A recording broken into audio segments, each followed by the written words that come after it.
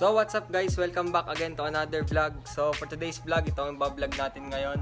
Yan, yung binlog ko isang araw pala, hindi pala last week.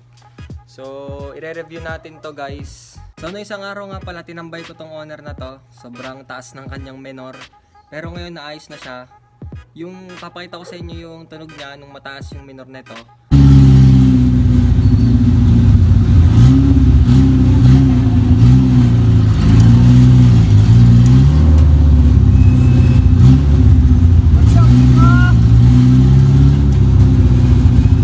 Pero bago ko pala tayo review, kukunin ko muna yung pinagawa ko na stickers. Nakaupo agad ako dun eh. So ito guys, nakuha ko na yung mga sticker. Yan. Kakabit natin sa mga bagong build na owner. Yan, kakabit natin siya dito. Ito yung itsura niya guys pag nakakabit na. Pagaya nung pinang car show natin. Pati doon kay V1, meron din ganito si V1 eh. Yan. Alam nyo na guys, pag nakakita kayo ng ganyan na,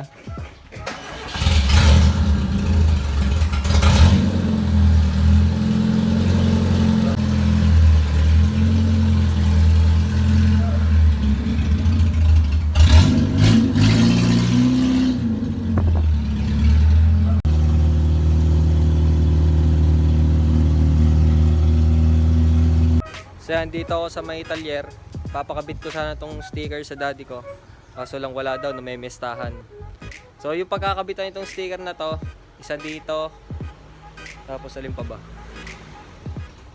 Ito lang pala, nandito ngayon. So yun guys, nandito na ako sa spot. Dito na ako magbablog ngayon. So ang hirap mag-vlog ngayon kasi nag-iisa lang talaga ako.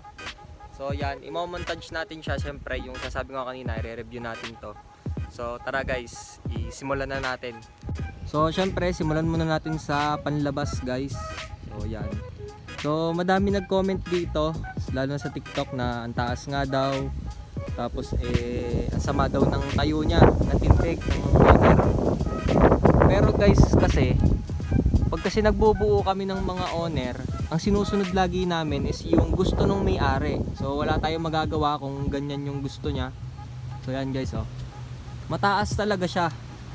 So bale 4 finger yung gap niya dito sa fender. Tapos yung ground clearance naman natin halos isang ganto na. Yan, isang okay. Okay na 'yon. So 'yon.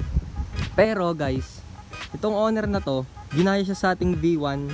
Kagaya nga nung vlog ko nung huli, nung nilabas ko to. Yung mukha niya, ginaya siya sa ating V1. Yan, ganyan na ganyan 'yon guys. Pero yung headlight nito iniba. Yung modelo na pang jeep na talaga. Yan. Siyempre, kinabitan din siya ng signal lights.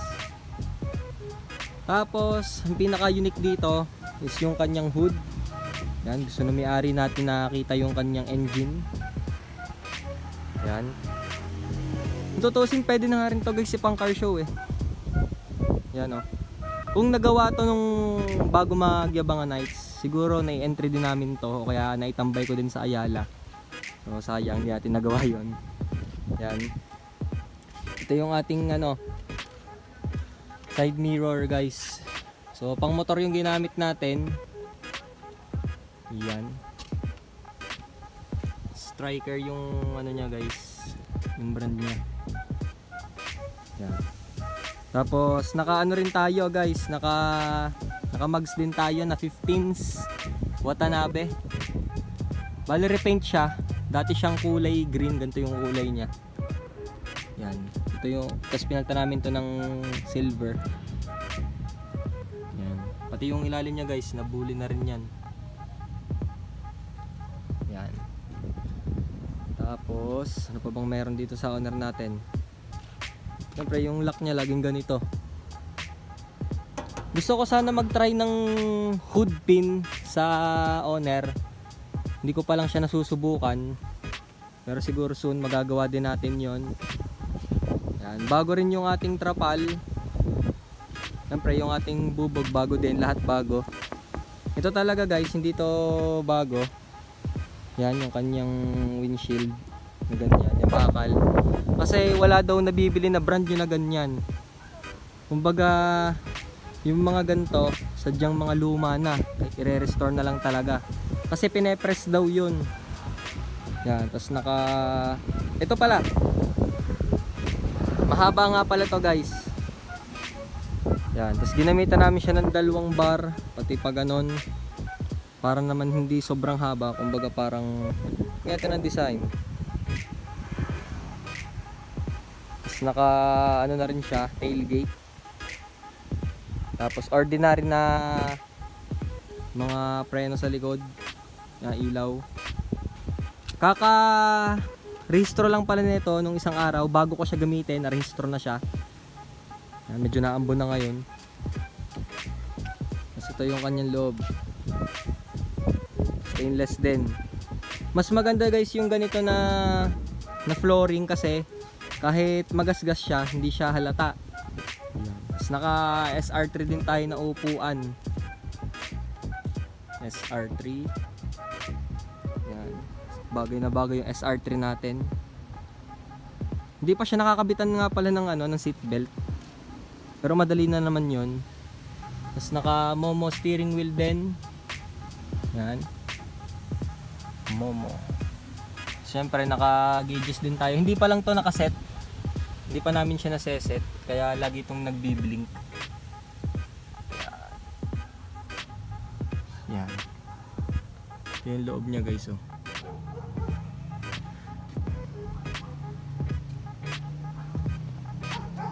Ay, nakalimutan ko yung ating ball is life nga pala tayo guys. Kaya bolo yung ating ball is life. Yan ang ating flooring.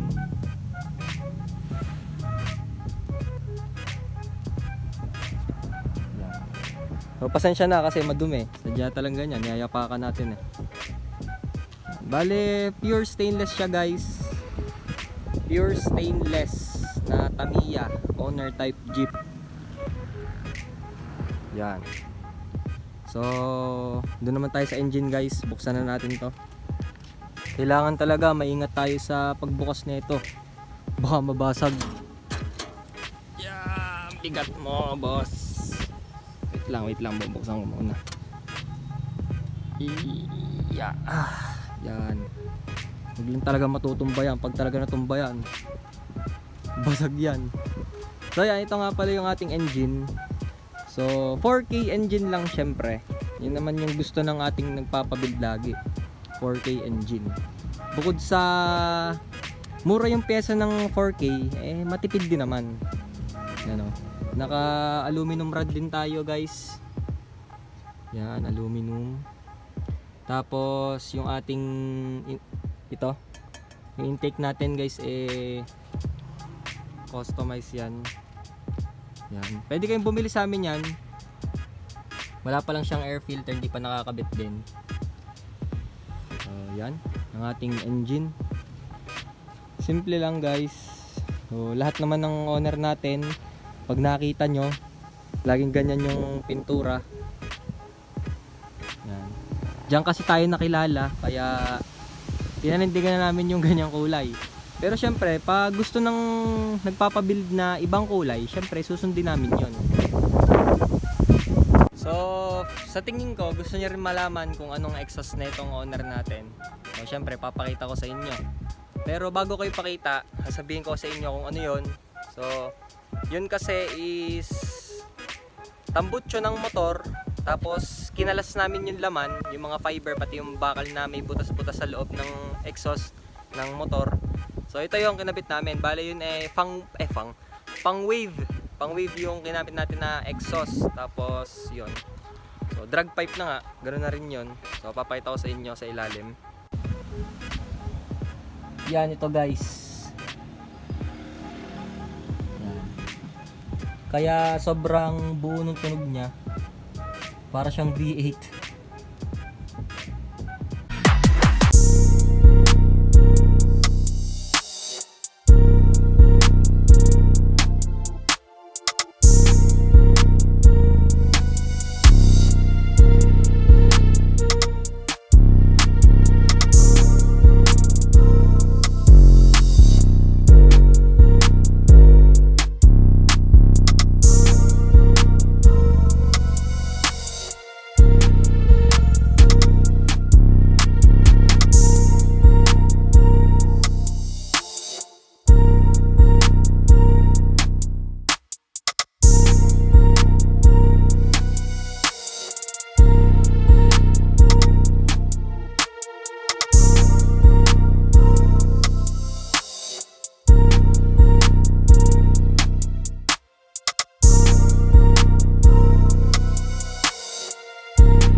guys, tapos na tayo mag-review.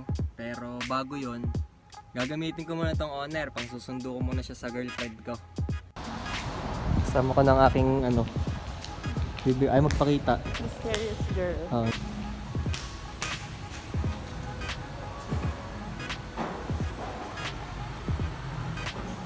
Dyan sa unahan, dito. Dito, banda dito.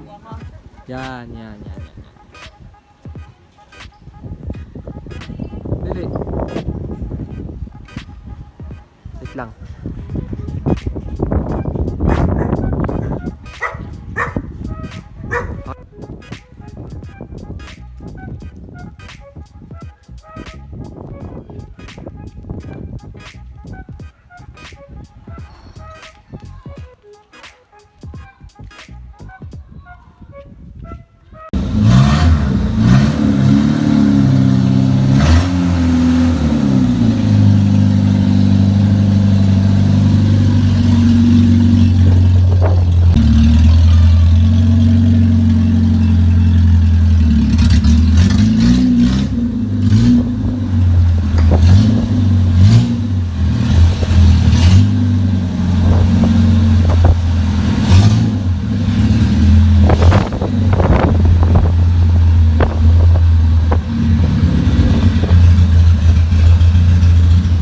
So ayun guys, thank you for watching. Don't forget to like, comment, share, and subscribe.